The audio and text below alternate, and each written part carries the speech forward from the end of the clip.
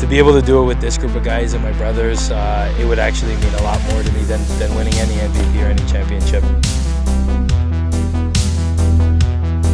We've gotten really close the last couple of years. We're close, man. You can feel it. It's going to be fun.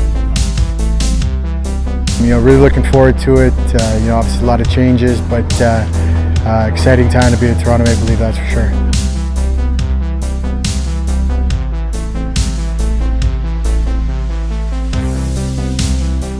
Welcome to Leafs Weekly, episode 6. As opening day approaches on May 12th, we're starting to get some information about the Toronto Maple Leafs, and particularly who is going to start opening day for Toronto. So as of right now, it looks like it's going to be Wilhelmus Alvarado taking the ball for the Maple Leafs on opening day, and he was arguably their best pitcher last season, came in with sparkling numbers all regular season, was fantastic in the playoffs as well. And the big thing for Wilhelmus Alvarado is he throws really hard, and he has got a wicked slurve slider that we're probably going to see a lot this season as well. I haven't seen Wilhelmus Alvarado throw yet this season, but I know he was working really hard in the offseason as well, as you might have seen on social media. And the entire team has been working really hard to get ready for opening day as well. I talked to Sam Greene about his work with the catchers, particularly Justin Mara. They were hard at work on Wednesday, working on the new pitches that Sam Greene is featuring, and he's pretty happy about his stuff and the relationship with his catchers early in the season. I mean, with a guy like Justin, it's it's just getting back into it and kind of catching back up after the offseason. Haven't had him back there for the last couple of years. With a new guy, like Justice, you're trying to teach him or trying to talk to him about what you're throwing, kind of how you attack guys. But Justin and I have been talking all the time, and like, hey, I'm working on this. I'm trying to do this year. So, no, it's I don't think I shake him off more than once or twice a game. So it's good to have him back there, and it's fun to work with him. Just in watching your bullpen and watching some of the live ABs that you did today, it looked like particularly your off-speed pitches you felt really good about. Were you expecting to feel this good about your off-speed pitches early in the season? I'd be lying if I said yes. I was excited to get back out here outside and throw them because I've been working on them all off-season, and something I wanted to do this year is try not to be as reliant on my fastball, and so put in a lot of work over the offseason. But it's a totally different ballgame throwing inside than versus coming out here and facing hitters. So it was good to see how it was. It's windy out today, so it was good to see how that plays in the wind too. No, it was positive. I was really happy how it went today. And as you heard there, the Maple Leafs did some live ABs. They did it against Sam Greene, who went 2 innings. And I watched most of it, didn't give up any hard contact, got a couple of strikeouts in the live ABs. Sam Greene had 4 pitches that were all working really well. I thought the changeup was particularly good. He threw a perfect one to John Salazzo and got a swing and a miss, and then ended up getting a ground out. So Sam Greene looked really good. So did Chris Nagorski.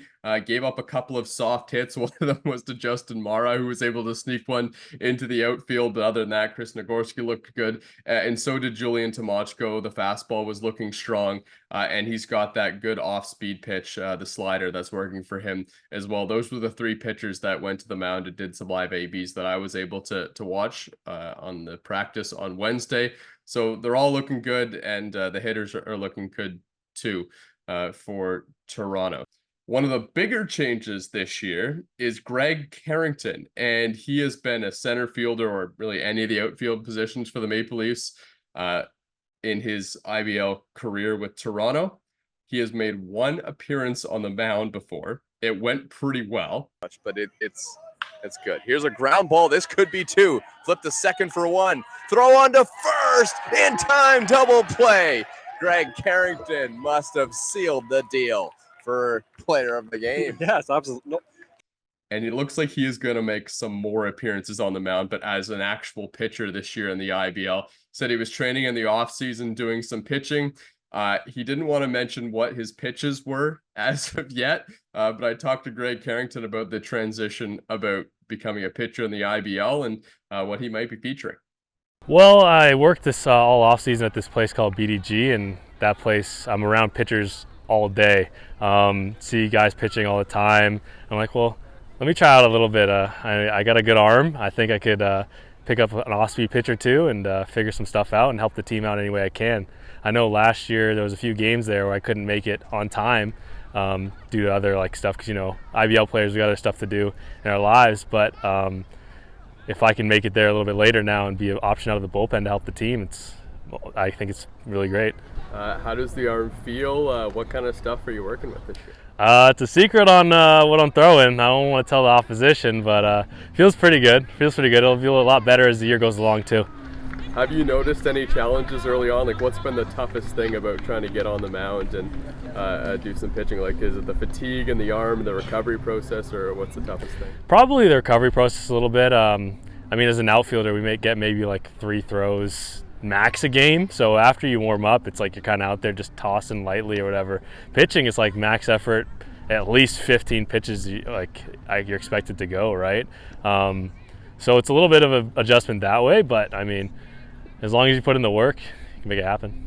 So we'll have to wait and see on what the secondary pitches are from Greg Carrington, but one of them is going to be a fastball, and it sounds like he's getting it into the upper 80 miles an hour, which that really plays in the Intercounty Baseball League. It's not like he'll be one of the hardest throwers on the team, but it sounds like he's been able to translate that really good outfield arm that we've seen from Greg Carrington, and he's thrown pretty hard from the mound as well. So that'll be exciting to see with Greg Carrington. And obviously he says, all Intercounty Baseball League players, or most of them, have jobs outside of playing the IBL. Greg Carrington's is obviously going to limit him a little bit to when he can show up to some of the games. So if he ends up showing up a little bit late, he can still provide some depth out of the bullpen for the Toronto Maple Leafs. And it looks like he's going to be an effective arm for them this season as well. Now, Jordan Castaldo is back with the Toronto Maple Leafs, as you may have seen, and a lot of people thought that he might be retired in the Intercounty Baseball League this season, but he's back, and it was a bit of a unique scenario that's allowed Jordan Castaldo to come back to the IBL, and he said it was just an opportunity that he couldn't pass up.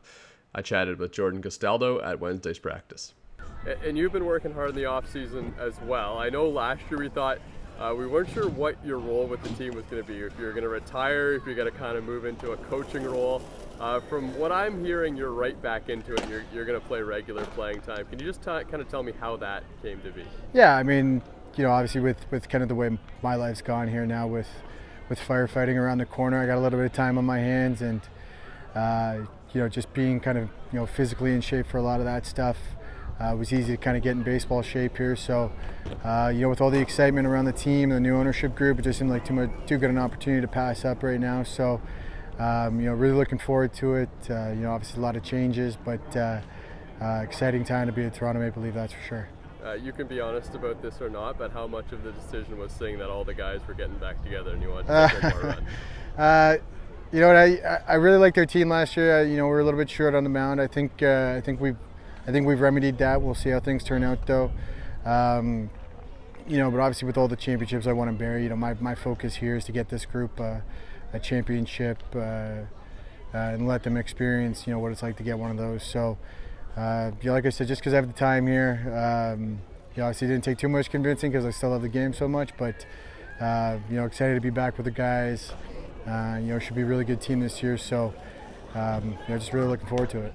And that'll be a big boost for the Toronto Maple Leafs, having the bat of Jordan Castaldo back in the lineup. Also, I'm sure he'll be helping out with some of the younger guys as well. He's had a ton of experience in his baseball career, really good experience in the IBL as well, with his 6 consecutive Intercounty Baseball League championships with the Barrie Baycats. So that's a big addition, again, to the lineup for the Maple Leafs this season. Now, if you've seen in the offseason, the Maple Leafs, I know another thing that's going to be new is not just some of the new signings, but also the new uniforms that the Maple Leafs are wearing. And on Wednesday, they were handed out their new uniforms for the very first time.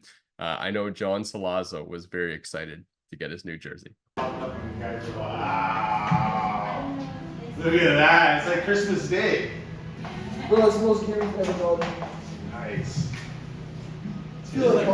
So the Maple Leafs are looking sharp in their new threads, and they're hoping to have another successful season in the IBL and try and get back to the finals and maybe win an IBL championship. They have a lot of the big guys back in the lineup, and this looks like one of the strongest Toronto Maple Leafs teams that we've seen in a while, maybe even stronger than those teams that we saw go to the IBL finals in back-to-back years. 3 and 4 years ago. So it'll be an exciting year for the Toronto Maple Leafs, and we appreciate you tuning in to Leafs Weekly here on the Toronto Maple Leafs YouTube channel. We'll see you on opening day.